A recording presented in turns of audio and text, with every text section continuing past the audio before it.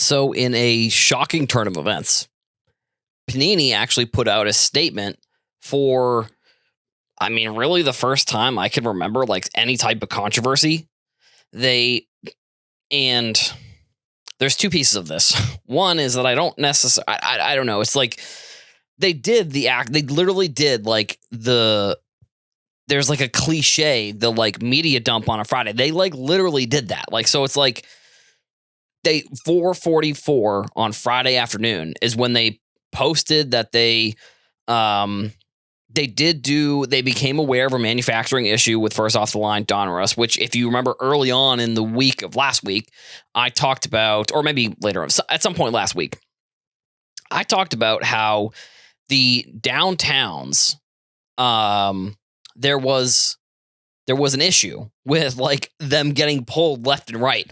And so apparently this was an issue with first off the line, which I actually just, the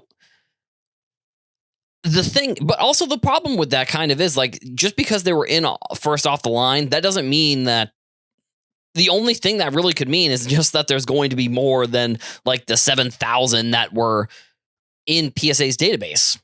So if there's hypothetically some sort of, like, I've heard that it was a collation error. So I don't think that they produced more than they were supposed to, but even if they didn't, like the number still stands that there's 7,000 downtowns. Like, so I don't know. I don't know what it does for the value of the card in the long term, to be honest. But, and this is where I hate to complain about it because Panini never puts out a statement. So I don't know. It's just like, in the media cycle, in the media, you watch a lot of like sports teams. If they have some bad news about something, they'll put the news out on like Friday afternoon at 5. So that way the news cycle can come through the weekend. And that way, like if you put out some sort of piece of news on like a Tuesday or a Monday, then that's what people are going to be talking about for the whole week. So it's I don't know if it was a calculated, but I don't know. It seems like it. They said they did a 72-hour analysis or the audit, and they found that there were errors during manufacturing. The audit revealed that this issue was isolated, affecting a small number of first off the line cases, which then you'd almost, I don't know. See, I don't necessarily love dissecting this, but for them to put this statement out and to say that it only affected a small number of cases, and then for said cases to have been opened by people like Backyard Breaks, that's an interesting thing, I guess. I don't know, but whatever. Some cases where extra content was included. In some cases, no. Some cases. Oh, they use cases in two different forms here. I was a little bit confused. But there was no shortage of any content found in the first off the line boxes. The rest of the Donruss football optic manufacturing and pack out was normal and unaffected. Which that then, I don't know. That doesn't really make much sense. Like how would certain downtowns being put at such a high number in one type of product not like that would affect the hobby products? No, because then those cards aren't being put into the hobby product. So to say that they weren't affected, I don't know. Like I said, I'm dissecting this statement, almost line by line here. Just because to me, it's like the first time Panini has really come out with anything. So, I guess I'm glad they put out some sort of statement. Like, I don't know if this is a new standard for them where they're going to start doing this, where they're going to have to start. I don't know. Like it just, to me, the statement doesn't, there were a lot of points in there that I just brought up after reading them that it's not that they don't make sense. It's just that it's like, if you're saying this, like, this is, I don't know. It's just a little strange to me. To say that none of the other packs were affected when it's like, yeah, but if some of the more cards were put, then wouldn't they technically be affected? And I don't know. I mean, really, like, I'm interested also that, like, I guess it's a story for Panini that like must have, I don't know, because it just seems like a lot of other stories have gained more traction, right? Like it seems like there have been other issues with Panini products and there's been no type of statement that's put out. But it's like as soon as this, I don't know, like I said, it just seems like a strange story for them to be like the first statement, really. Like I hope that they do this more in the future and they can give us a little bit more transparency because I think that's what the industry really needs. And I think as much transparency as a customer or somebody, within the media can get on specific topics just leads to, less skepticism, I guess. If you give the people more information about certain things, they're going to be able to assume less things like that could be not in your favor, potentially. I guess maybe that could or couldn't be true, I think. But I think realistically, I think, in my opinion, it would be. Like, if Panini, which again, so maybe some of these things are like a social media thing, and maybe this was like, I don't know, something that maybe just affected their bottom line or something. I don't know exactly like why they chose this one, but either way, if they want to put more out, that's great. I think that's a good idea because Topps in this past year has done that more often, at least that I've noticed, with different issues, which again, I don't know, the acknowledgement of the issue is good. You would like that stuff not to happen. And I don't know, ultimately, I guess we'll see what happens with the rest of the Panini products, which again, like it's so crazy that the training camp, we already have had a preseason game and they're still coming out with last year's Donruss football, like Donruss Optic football, like one of the biggest products. But I can't, this isn't really about the schedule. Like I've complained left and right about the schedule, so I'm not going to continue with that here. Just, I don't know. I guess it's good that Panini is maybe moving in the right direction for, maybe there's been some more stability or maybe there was some news that they got that things aren't all bad, because I think for some people at Panini, they're probably like, well, why am I going to like spend extra time when it's like, oh, who knows what's going to happen here? Like, I don't know. Maybe they got some news potentially. I guess in the sake of hoping that companies can succeed in this market, I guess I hope that's the case. But if not, if maybe this is a last ditch thing that they're trying to just do, I don't really know. Either way, I think it's important for companies just to, if there's issues, just tell us about the issues. Like, you don't have to do a press conference. I mean, putting out a statement is completely fine. Unfortunately, this is one I did dissect a little bit here, but either way, I think it's important for companies to be more transparent. That's basically where I'll end the podcast. Just hopefully we can continue to see stuff like this to give the industry a bit more, I don't know, credibility, I suppose is one way to put it. We are still about a month away from the release of Topps Chrome Basketball. The release date, from what I've seen, is set for the end of August. But we did get two big pieces of information in the past day. Or past day or so, I would say. We got the pre-order price from Topps, $270. From what I saw, people weren't super enthused. I mean, nowadays, I don't know if I'm actually going to be completely honest, I don't really follow wax price that closely. So I don't know even if that is a good price or a bad price. I do know that $270 for a hobby box of unlicensed cards does seem high.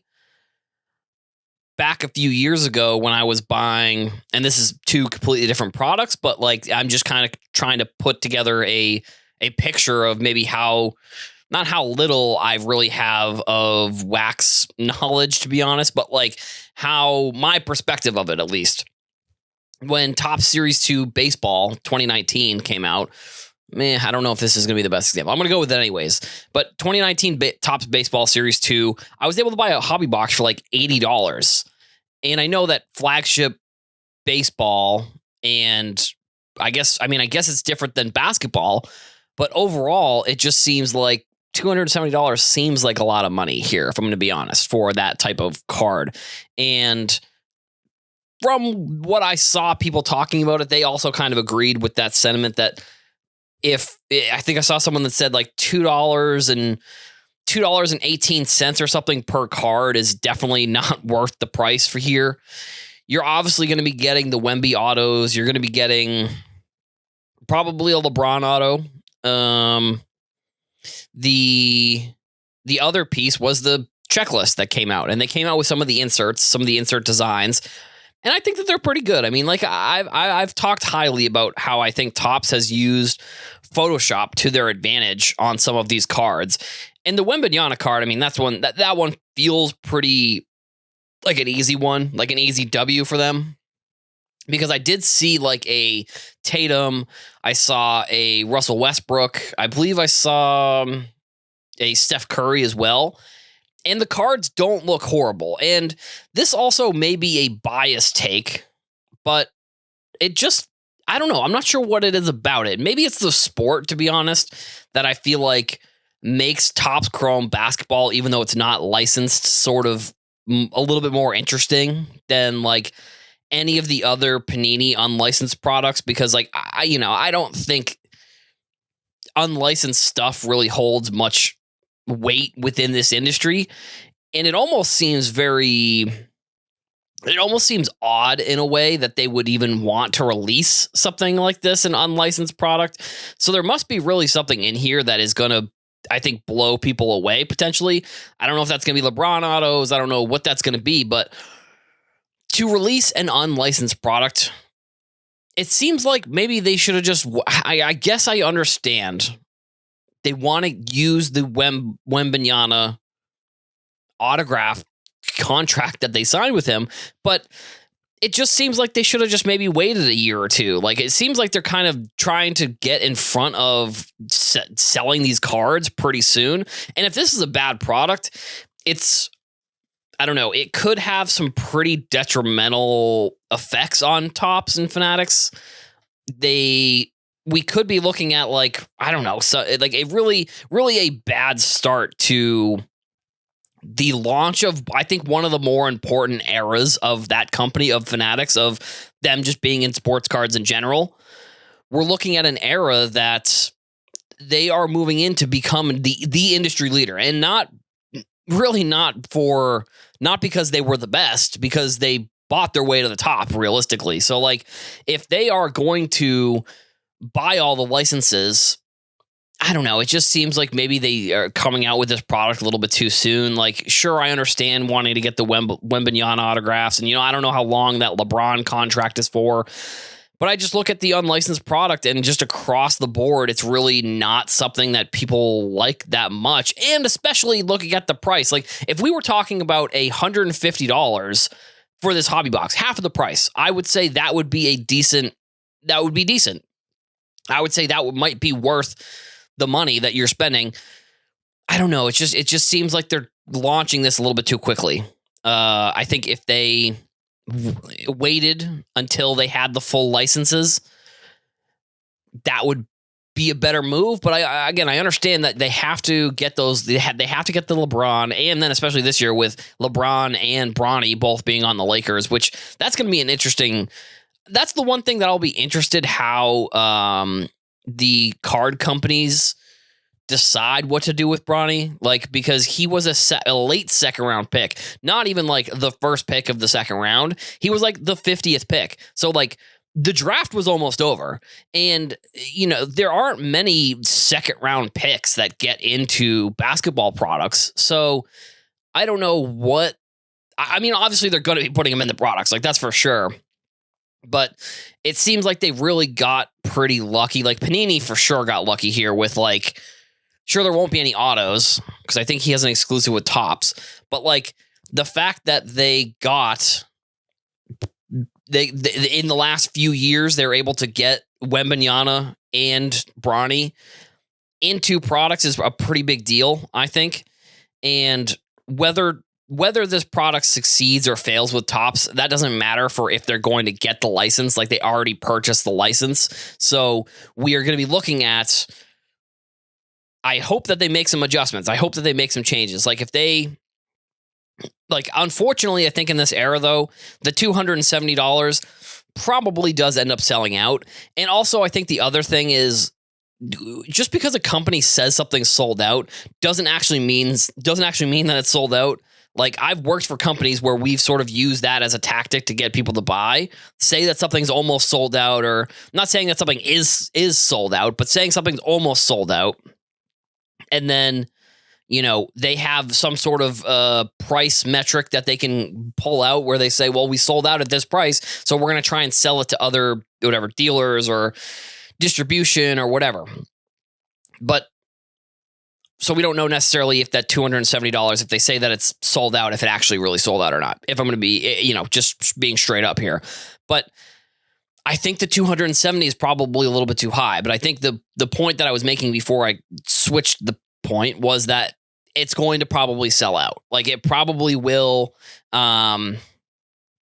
Between breakers, between hobby shops, people are going to want to get this product. So the $270 price point set by Topps, is going to be what that, I would assume, what a lot of breakers will be pricing their product at. And I don't know, it's maybe on the Fanatics platform maybe there's going to be some more, I don't know, price, what's the term I'm looking for? Like, price control potentially on the platform. Like, if you are a breaker on that platform, I wouldn't be surprised if Fanatics were to say, hey, here's what the prices of your stuff is going to be. Like, and I think that's a different conversation for another day, is like, should the card companies have control over the pricing of that type of thing? I'd say maybe. I don't know. I'd have to think about it a little bit more. It's a concept that I just thought of, actually. So it's not something that I have an opinion on one way or the other if Fanatics should be controlling that type of supply and demand. But they are kind of doing that with the way that they put out these products for pre-sale for $270. So either way, we're going to see, by the end of the month, we're going to start seeing some of these boxes be opened. We're going to see some of those Wemby autos. We're going to see what these cards look like. And hopefully for Topps, it can be a successful launch as they transition into this new era, or they retransition into the era where they're making basketball cards again. For many years, I thought that I wanted sports card companies to expand upon some of their bigger brands rather than taking the approach and just casting a super wide net. And I'm seeing it done in practice now, and I guess I'm not 100% sure if it is what I thought it. I guess maybe it's not. It's not, I don't know. I'm not sure maybe it's just that it's being done now, and it's the fact that it's being done. I don't like it because I was not consulted about it. Just kidding. But, like, back in the day, if you listen to the Heroes for Sale podcast, which was a podcast I did back like 2020, 2021, one of the themes, I guess, I think you could probably call it a theme, I probably talked about it a few times on the show, was that I thought that Panini should be expanding their Prism brand. And actually, you know what, now that I'm thinking about it, maybe I have spoken about this. Spoken about changing my mind on this topic, because we have seen Panini expand upon the Prism branding, doing Prism Monopoly, which I don't think that's the correct move, but like, from what I was seeing, it was Donruss, for example. Like, Donruss also had Optic, but then they were also doing the Donruss, like Clearly Donruss, which was that was definitely not what I was thinking about when I was thinking about expanding a brand. Like, they were if they had done like Optic, Clearly Optic, I guess maybe that wouldn't really necessarily work, but taking a brand and expanding upon it in different ways, I think that's kind of what we're seeing Topps do over the past few years with Topps Chrome. And I don't know. I have very mixed feelings. I think some of my feelings are that I don't really like it that much, to be honest, because the newest set essentially is like some Travis Scott set. Travis Scott is he's a notorious goer of Michael Rubin's White Party that he has every summer. So that shouldn't be super surprising that he's going to be having his own set. I think we saw like a Ben Baller, like a Topps Chrome set that I don't know, I guess I kind of liked. But now we're also seeing not just the expansion of those brands. We're also seeing like Topps Chrome, like Cosmic. We're seeing a bunch of different styles of Topps Chrome that it's not that I think Topps is going strictly towards like that Topps Chrome style, but I'm seeing the concept that I thought was a good idea done in practice, and I just am kind of thinking that maybe it's not the best idea. Like maybe it's just that I don't like how they're doing it. I guess in my head, I think that if there were to be some sort of other Topps Chrome product, I think, well, for one, I think you got to do like one big release with the product. Like the Topps Chrome, like I don't really like how they do Topps Chrome and then Topps Chrome Update, which that's also the way I feel about their just regular flagship set. Like I think that they should be bringing that down to two flagship sets rather than doing first Series 1, Series 2, Topps Update. I think that they should be trying to bring that back to a 2-set release. Like just make it like an expansion brand of that flagship set. So with Topps Chrome, I guess if you could look at it like, and maybe it's very similar to, what Topps is doing. What they're doing with Topps Chrome is what I wish they would do with flagship, maybe potentially like with only 2 releases there. But yeah, the Travis Scott release, I guess I don't know. I'm wondering if where this fits into Fanatics' strategy. Like, is this just like a product that they're coming out with? Because like, I don't know, Travis Scott said that he was interested and he wanted to do it, or that they were just looking for somebody, or that they just paid him. Because I mean, that could also be the case. Like they could have just paid Travis Scott to do the set. And I don't think that's out of the realm of possibility. I think they probably, there's also like the Steve Aoki set. So they've done these celebrity sets. It's not something super new here necessarily.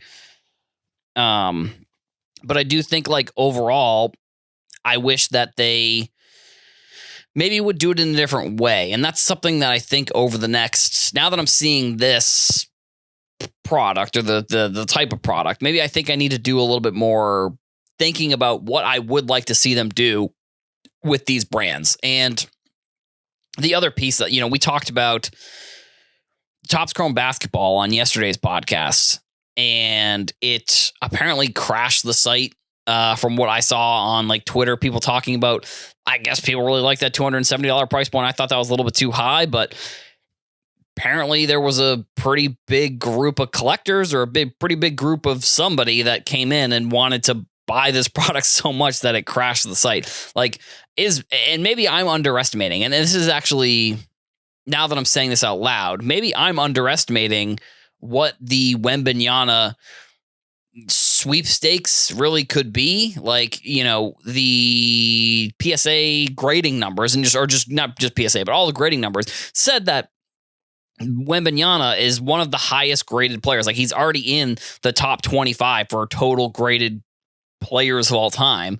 So maybe I misjudged the situation here, and I took this product for just like a normal, I don't know, regular release, when like clearly it's probably not going to be a regular normal release. We'll see if they do a Topps Chrome update for basketball. I don't think they will, just because of the way that the season goes. I think that's probably why we don't see like a Prism update realistically, is because most of the rookies that are going to be in the league end up making into that first Prism set. Like I said, I'm going to be interested to see what they do with Bronny, but that's not exactly the point of this podcast. The point that I'm trying to make is that I think I am changing my opinion a little bit on the expansion of individual brands within the sports card industry. Although I do think that the branding is very important, and that I think that there does need to be a little bit of an expansion, I don't 100% know if what Topps and Panini, the way they're doing it, is correct. Because, Prism Monopoly, I didn't like that. I just think that's actually sort of a joke, to be honest. And I think it shows, it shows that Panini is sort of mailing it in a little bit because they chose the good picture of Victor Wembanyama on Prism Monopoly that should have been his regular Prism picture, because the Prism picture you could see the backdrop and you could see the bottom of the backdrop in the court, where the Prism Monopoly, it was just for the full backdrop. You couldn't see like his feet or any of that area. So I don't know. I think that's a sign that Panini is potentially mailing it in when it comes to those types of cards. Now, are we going to get some cool Travis Scott cards? Probably. Are we, going to get some rare, maybe Travis, but we actually, now that I'm thinking about, Travis Scott was in Series 1, or Series 2, I believe. Either Series 2 or he was in the regular Topps Chrome. I forget the exact product, but I know that there were some, like, people that threw out the first pitch at a bunch of games. They got, like, their own set. And I know he was in that. I just forget which product it was in. So this isn't the first time we've seen Travis Scott. So maybe, I don't know, maybe they're going to do more Travis Scott stuff. I don't really know. It's just the whole point that I'm trying to make is that I think that it's okay to change your mind on things. Like, I do it fairly frequently. I mean, I think I try to stick pretty good. We're pretty neutrally with a lot of my opinions and takes and stuff. But just overall, this is just a reminder, like, you can change your mind and it's fine to change your mind.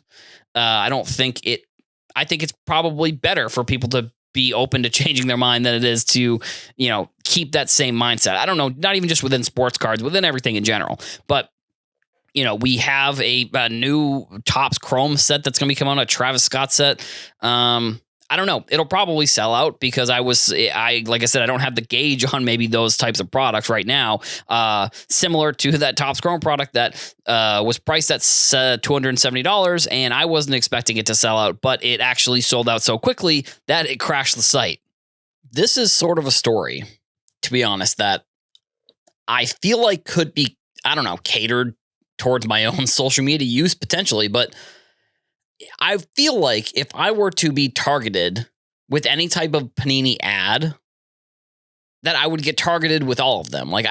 Because the thing is, I'm getting targeted on Twitter with a Panini ad that is promoting a Rolling Stones Prism set, or it's Rolling Stones Prism. It's a Rolling Stones Prism set, and I'm getting targeted with these ads on Twitter.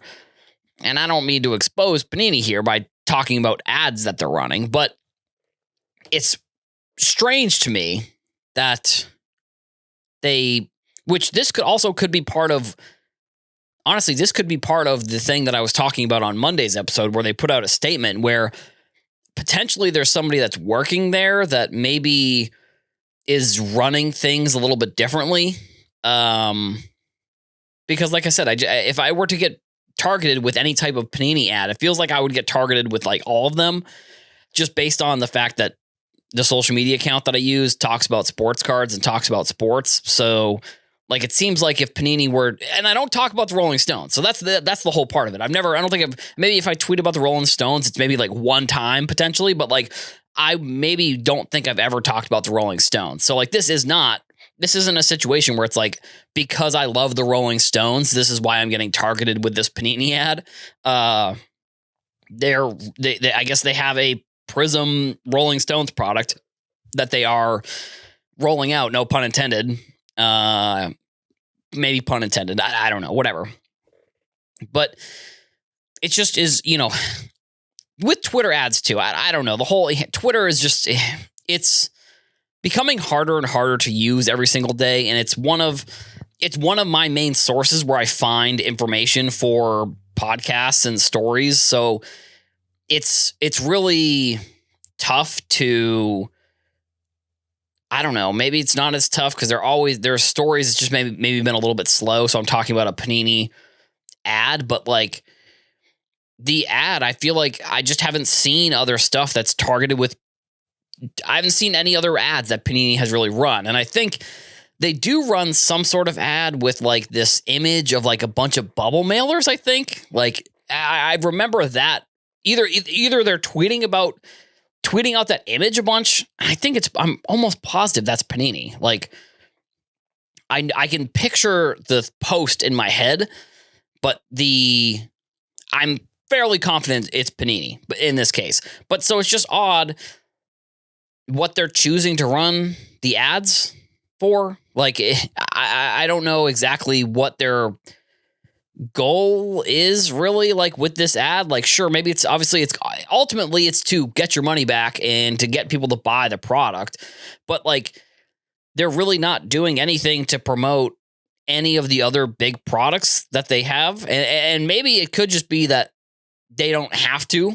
Like, this is one of the interesting things about sports cards and the marketing aspect of sports cards is that the customers are the number one marketing vehicle for sports card companies. And that's just anything, grading, and any type of sports card related company within this industry. The number one advertiser is going to be the customers. And it's not even really like, I think that sentiment could be said across many different industries, but I'm not even talking about just the companies talking well about, or the customers talking well about their company. I'm talking more like there are, I don't know, I mean, hundreds, maybe thousands of sports card posts every single day. And they're not even really, they're not content posts. They're just like posts of people taking pictures of their cards and posting them on social media. And I think that those types of posts are probably just as valuable to these sports card companies. Like, really, like, it is actually pretty remarkable. I would be very interested if anyone is able to put together statistics that I don't know how you'd be able to do it. I don't know how you'd be able to do this. I don't know if it's possible at all.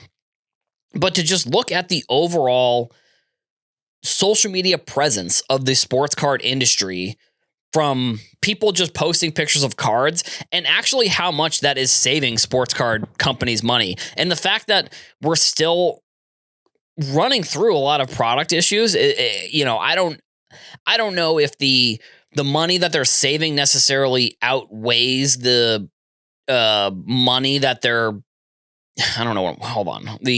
I don't know if the money that they're saving is necessarily would go towards making the products better, but based on, working in the marketing industry, advertising is not inexpensive. And the fact that these companies have, I don't know. Sure, you can get paid from Instagram. I think you can get paid from Twitter. I'm pretty sure, whether it's however much it is. Like, people obviously are getting paid from YouTube and podcasting and stuff, but the amount of content that is around a consumer product, it has to be one of the only industries that's like this. I think maybe you could look at the sneaker industry as one that also probably has a lot of people making content and people promoting the products for free, sort of, because they're getting money from content they're making, but they're not getting paid by the company or the companies. So in a way, I don't know, maybe the expectation shouldn't be that the money that they're saving from advertising should go towards product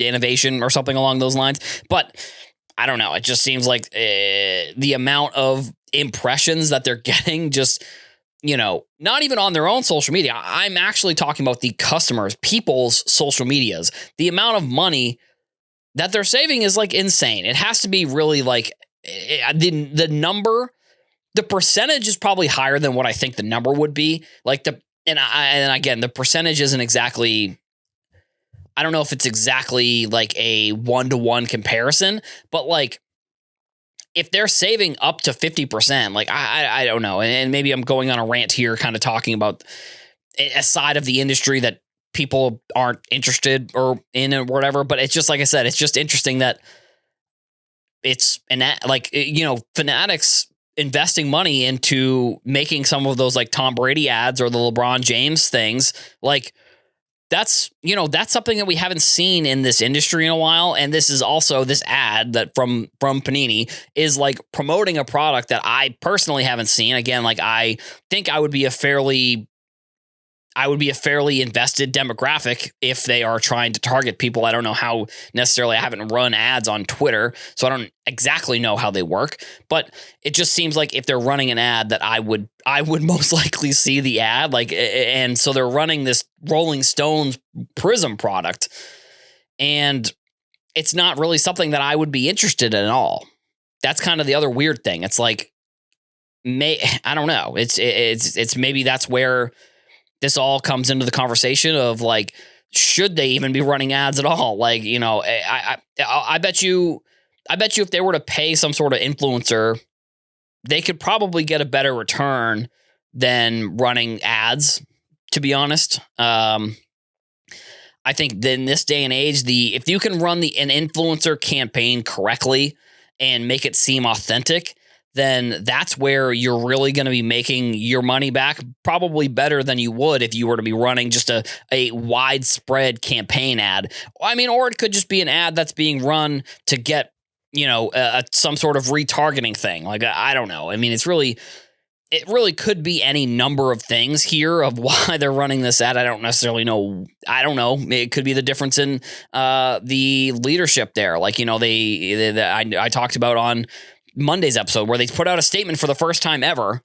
And for the first time ever, I'm seeing ads from them for a product I'm not necessarily interested in, but it's maybe a shift that Panini is trying to make towards a new, I don't know, a new generation, a new thing at Panini. I don't really know, but I think overall, I guess it's good in a way because, like I said, the statements and the advertising are things that in theory help grow the industry. So if Panini wants to keep doing these things, I'll probably talk about them and maybe I'll complain about them, but I'm not going to sit here and say they shouldn't do these things. So another version of the vending machines has popped up on Twitter. I saw people posting about that there was one of the machines where you put like quarters into and it spits out what seemed like at least, it was a card. Two includes a Series 2 pack. No, Series 2 card. And for guarantee, or you can do $1.25 for 50 cents for a base card, or $1.25 for a guaranteed insert with a chance of a parallel. And I it's weird to me that I don't know. It's I guess it's not really that big of a deal, to be honest, because I think Series 2 is just one of those products. The flagship product, just in general, is just one of those products where if they're going to choose a product, that's obviously the one that they would go with. I think we've gotten into the cycle basically within sports cards here, where this is sort of one of the pieces of sports cards. Like, you know, it's definitely a much lower version of the PSA vending machine, which another thing I saw on Twitter, I forget who posted it. I saw actually a couple different people post it, but somebody in Vegas, they did the vending machine with the graded cards, and they put in $800 and they got back I think it was $150 in value. And I guess on one hand, I'm like, who would ever go and buy something like that, or who would ever go and put their money into a vending machine? Or, I mean, even these sports card 50-cent machines, like who would ever do that? Now, the 50 cents, $1.25 cards, you kind of know what you're getting here. Like, the chances that you're pulling anything that you could resell is just not really, it doesn't exist. Now, I think the big difference here between just gambling like on sports or playing like Keno or doing any type of just gambling in general is that with these types of things, now with the PSA vending machine, for example, you are able to, at least get some of your money back here. Now, whether it's $100 or whether it's $10 or whether it's $50, like that's sort of where you're kind of, I don't know, you're guessing And the chances that you're going to hit a big card from one of these vending machines is probably pretty low. Like, I wouldn't be surprised if the cards that they're promoting on the outside of the vending machine aren't even in there. You know, like I saw like one of the early images of these vending machines was like a PSA 10 Charizard. I'm like, yeah, sure. There's a PSA. You can find a PSA 10 Charizard in there. Like, yeah, okay. Like that's just it's a ridiculous sentiment. And I don't know if it gets into the whole issue sort of that I have with some sports card marketing. I think that content can be made in a way that promotes cards in an unrealistic fashion. And unfortunately, I do think a lot of breaking, and I think a lot of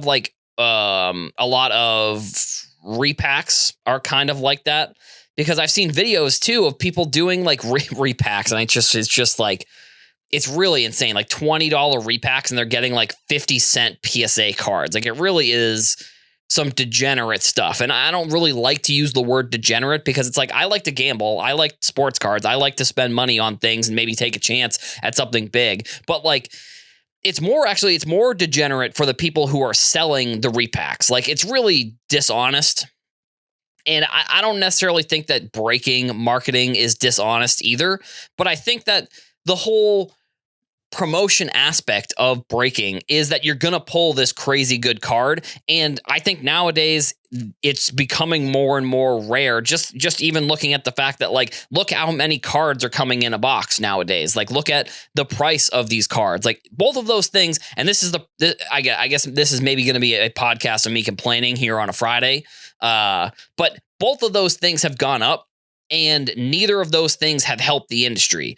Neither the price of cards going up or the amount of cards going down. Sorry, maybe that's what I meant. The amount of cards within boxes is going down, and the amount of valuable cards within boxes, that's just what that means, basically. So I'm hoping that Fanatics does take a look at this over the next few years and maybe drops the price. And it honestly, for some blasters, it could just be a Target or a Walmart thing. But this almost gets me back to a topic that I talked about earlier on in the week, was like, should Fanatics have control, or should Panini have control over what some of the secondary market unopened product is being sold at? I think that's probably